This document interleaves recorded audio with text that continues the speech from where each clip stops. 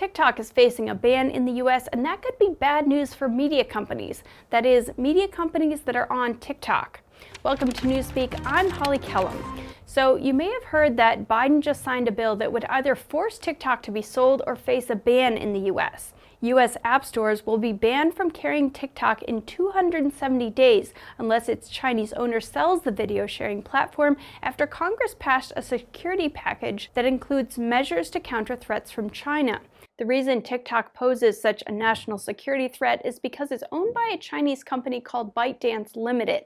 ByteDance is under the control of the Chinese Communist Party, or CCP, and the concern is that the CCP could use TikTok to either sow discord in the US or manipulate Americans' opinions on certain issues that are important to China, like Taiwan. And obviously, there are a lot of security concerns to handing the data of over 170 million Americans to the United States' biggest adversary. So, a lot of reasons Congress wants it banned. Now, the bill has been signed into law, but TikTok has said that it plans to challenge it in court. Rest assured, we aren't going anywhere. We are confident and we will keep fighting for your rights in the courts. The facts and the Constitution are on our side. Now, if TikTok doesn't find a buyer, the end result could be that Apple and Google would be banned from carrying it in their app stores. The White House has said that's not their preferred outcome, though. So we wanted to see a divestment. We want it to see it being sold, and we do not seek a ban. But there are indications China might not allow a sale, because for all that TikTok has claimed that it's not a Chinese company, TikTok's super addictive algorithm was developed in China. And in recent years, China has passed a number of laws and regulations that make it hard for TikTok to sell its algorithm to a foreign company. Basically, Chinese regulators would have to sign off before any sale went through. And ByteDance has also come out and said that it would prefer a ban over a sale. So, like India did in 2020, the US might just have to ban it. Now, while this would be a win for other social media companies, news executives are likely not going to be happy. According to the Reuters Institute for the Study of Journalism, about half of top US news publishers are now creating content for TikTok. And it makes sense when you look at its audience. According to the Reuters Institute, TikTok reaches 44% of 18 to 24-year-olds. That's a really hard demographic for news publishers to reach. Most news consumers are older, so the fact that there are so many Gen Zers on TikTok is a big reason to be there. And TikTok is where news consumption is expanding fastest.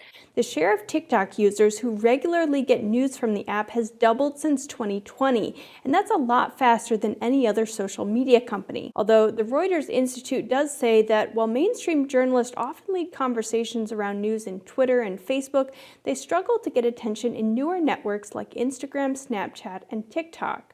Which actually, to me, makes a lot of sense. When you look at what people are on TikTok for, when you're served up something like this next to something like this, it's, kind of understandable which one you're going to click on. The other reason TikTok isn't getting as much media attention is the lack of monetization. From everything I've read, TikTok pays creators peanuts for their content, and that is if they can get monetized at all. But a lot of news publishers are probably still worried because they've invested a lot in their TikTok accounts. For example, Vice News gained almost 1 million followers in the first 3 weeks after the war in Ukraine. So what will newsrooms do if TikTok is banned? Would this hurt their brand recognition? And how does this influence their coverage of a potential ban? So far, I haven't seen most US media companies outright lobbying to keep TikTok, even if they're on TikTok. Although, reportedly, TikTok does have a lot of lobbyists in Washington, like paid political lobbyists. But there are some, shall we say, shallowly reported stories that don't give some important context about this TikTok ban. For example, CNN quotes the Knight First Amendment Institute at Columbia University as saying a ban would have no real payoff because China could just buy Americans' data from a data broker.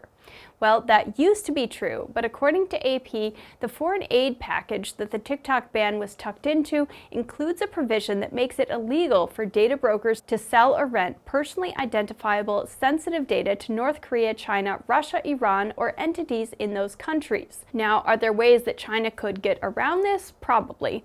But citing that as an argument for not protecting Americans' data from China and not giving that context is either really lazy reporting or at worst bias. US. The other pro-TikTok argument I see in the media is that there's no hard evidence TikTok is actually a threat to Americans. Currently, there is no evidence to suggest that TikTok has been turning over user data to the Chinese government. Now, I get that this is somewhat subjective because it's hard to gauge how much of a threat something is going to be before danger actually strikes.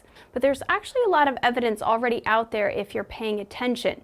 TikTok's CEO admitted that TikTok is under the control of its parent company ByteDance. And because of the way China works, ByteDance is not independent from the Chinese government. And it's not like in the US where, even if you're a private company, you're subject to US laws. No, in China, every major company has a party branch of the Chinese Communist Party inside the company that directs decisions. Now, that's at the corporate level of the company, but there's also a lot of evidence that TikTok is in line with the Chinese Communist Party's goals and is carrying out its dirty work. For example, according to the Australian Strategic Policy Institute, or ASPI, ByteDance has collaborated with public security bureaus across China to disseminate state propaganda on its Muslim policy. TikTok also admitted to tracking U.S. journalists that had been reporting on the company.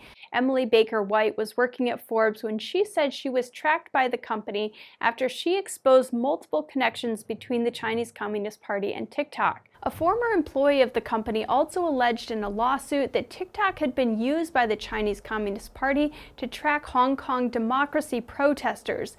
Now, there's a lot more evidence like this that I could go into, and if you want a whole nother video about it, please let me know in the comments below. I do think that this was a good move on the US's part, and I will keep you posted on any updates as it relates to the media. Once again, I'm Holly Kellum, and you're watching Newspeak.